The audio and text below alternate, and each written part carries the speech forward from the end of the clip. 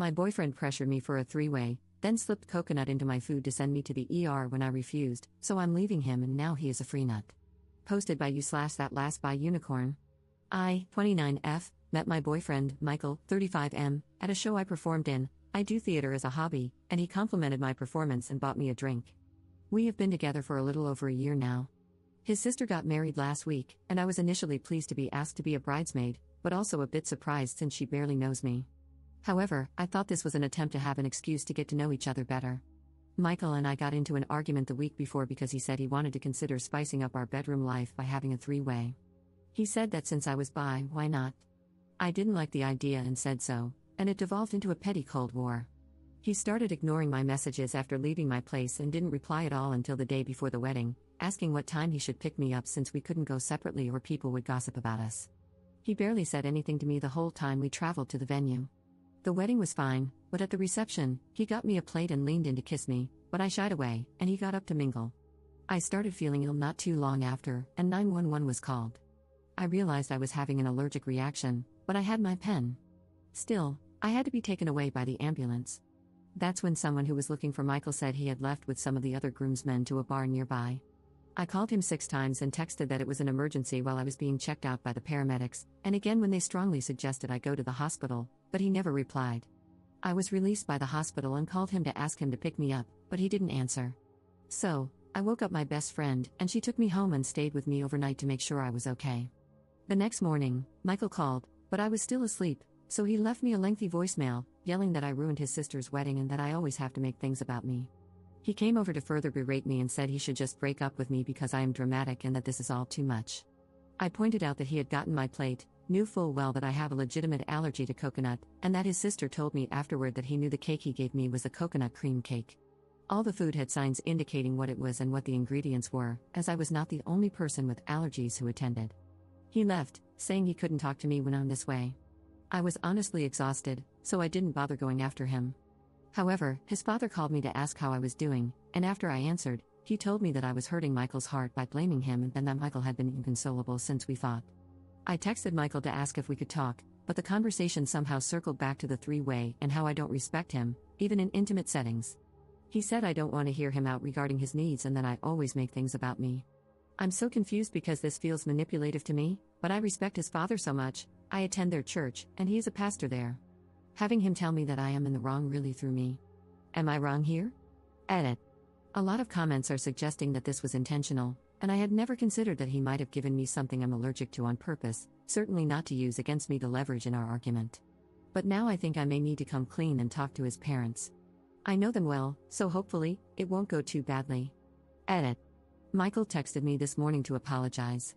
He said the wedding was stressing him out, and he had a lot on his mind, so he accidentally handed me the plate he meant for himself, not the one for me. He said he didn't know I was in the hospital and feels bad that he wasn't there for me, but he left the reception with some of the groomsmen to blow off much-needed steam. I don't know how I feel about it all, so I just replied, okay. He's now asking to come over and talk this out in person. Update 1 day later. Well, many of you were right, I shouldn't have met him in person, but I did. He took me out to lunch, insisting on paying for everything, and it was incredibly over the top. He had flowers and a written letter of apology, but as some of you messaged me, his apologies dodged the point with phrases like if I hurt you or sorry you're feeling that way, etc.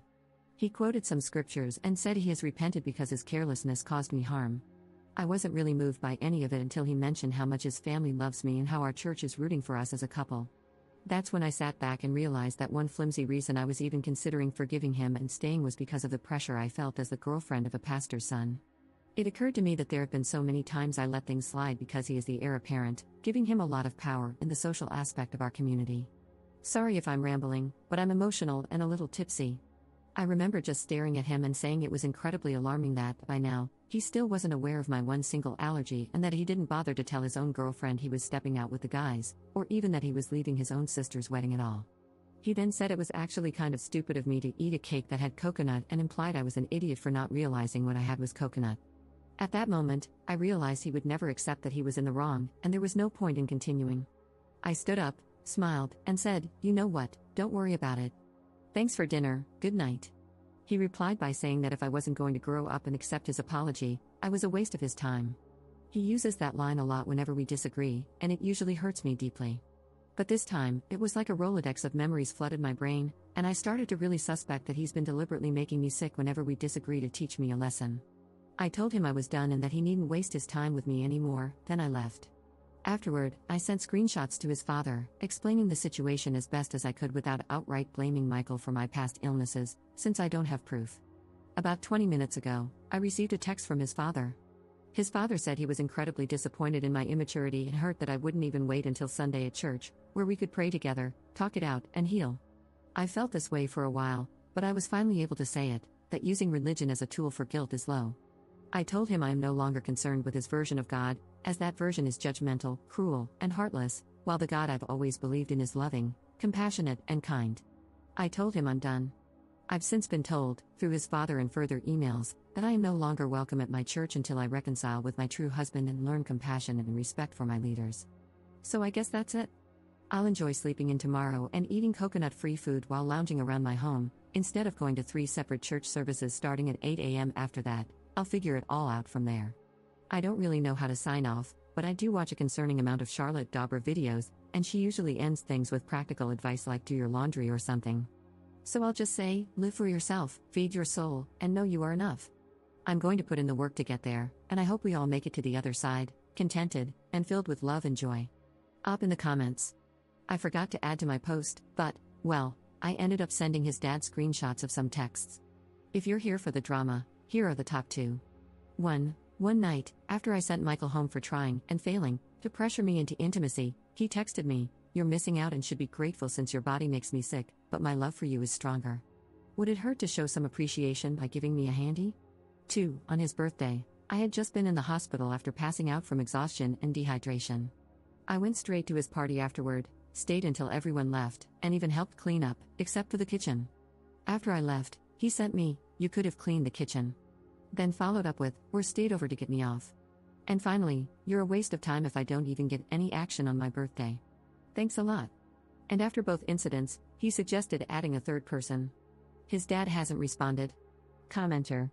Holy crap, and you stayed with him? You poor girl, no one deserves someone like that in their life.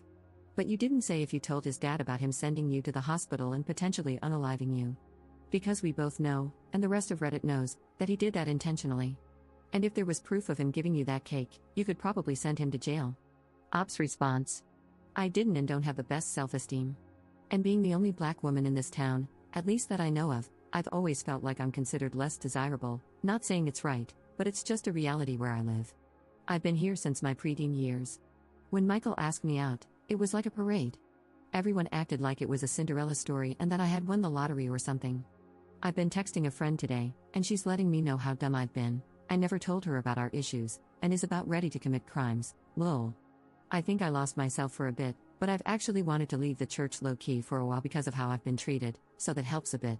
Second update 2 months later. It's been a hot minute. I completely forgot about my posts until I was watching a YouTube video on Reddit stories, and one of the stories reminded me that I never gave an update. I found a more laid-back church in my city. It's the kind where we can go to the pub afterward and have a laugh. I really liked it, and I made some amazing friends that I'm still in touch with. The whole going to church thing was actually my therapist's idea, to see if I still identified with the church or its ideals. Turns out, I don't. So now, I'm back to being the heathen I am, lol. My ex quickly moved on, and he had a new girlfriend within a month of our breakup. Bless that woman, I thought, because isn't she in for a ride? Oddly enough, she reached out to me on Facebook, and out of curiosity, I opened the message. She started by introducing herself, saying how long she and my ex had been dating and how they've known each other since childhood. Then she said she feels convicted by the Holy Ghost to seek a resolution between me and my ex, and she's worried I might be his true wife. She went on to say that if I can't forgive him, it proves I'm not his true wife, and asked me to let her know, as she can't marry him until I make this clear. I kid you not. When I shared the screenshots with my new church friends, they sent vomiting emojis and said this sounded more like a cult than a faith. I agreed and replied to her with, "Yeah, marry him if that's what you want, and nothing more." I've been getting messages from members of the church, but I don't really care. I've loved my life since leaving. I didn't know life could be so enjoyable, and it's made me wonder how much damage the church actually did to me. For fun, I'm going to an appointment with a friend of a friend's apprentice for a tarot reading. No joke, I was asked. No offense to anyone who believes in it, it's just not usually my thing, but I'm curious and interested. Maybe it'll be good.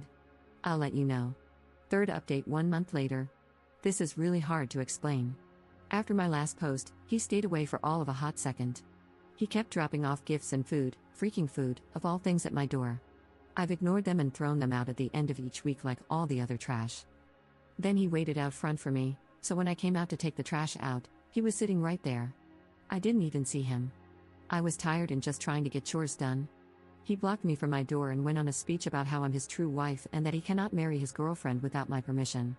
I can't keep track of the mental and theological gymnastics he went through, but he basically asked me for a three-way with his current girlfriend to see if we could figure out who his true wife is. I bluffed and told him that my necklace had a panic button and that the cops were alerted to his presence, so he needed to leave.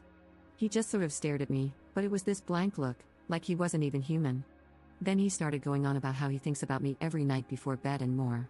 At that point, I began gauging how fast I was compared to him, how quickly I would need to run to wake a neighbor, and which one of them might respond the fastest. I just kept saying no and repeating that the cops were coming. Thank the universe for a random siren, because I don't know if that's what convinced him, but he did leave. He was kind of chuckling as he walked away, saying that I've always been so playful and calling my behavior an act. It took me less than 30 minutes to pack a bag and head to a friend's place. I sat in her tub for what felt like a day, though it wasn't. When I finally got out, she and I sat down and started making a plan to move my things out bit by bit until it was just down to the furniture. I don't give a damn about the furniture. So we implemented the plan. She would drop by, her dad would, her mom would, and I would go with her brother. Slowly, over time, we took everything I really cared to keep from my home. I'm safe and away from there now, and I'm just ready to wash my hands of the place. He has texted me a few times, assuring me of this plan to pick his wife. So, I finally cracked and sent his messages to his parents last week. It had been silent since then until this past Wednesday. There's a bar I like where they have wine Wednesdays, and I went to relax until I felt a tap on my shoulder. He was there with what looked like a group, and he started smiling and said we needed to talk. I loudly told him to leave me alone, but he dropped to his knees and asked me to marry him. Some people started clapping, and a regular who knows me came up, leaning in to ask if I was okay. I jerked back and told him to leave me alone. The regular offered to pay my tab so I could leave, and he walked me to my car. Now, it's been this game of gathering footage and dealing with the police. So far, I've been told this isn't evidence of harassment but a domestic dispute, so I don't know what to do about that. I know I'm done with where I live, but moving now feels like the hardest task in the world. I know I have to. I can't stay here. But now I'm mourning it all. It feels too big,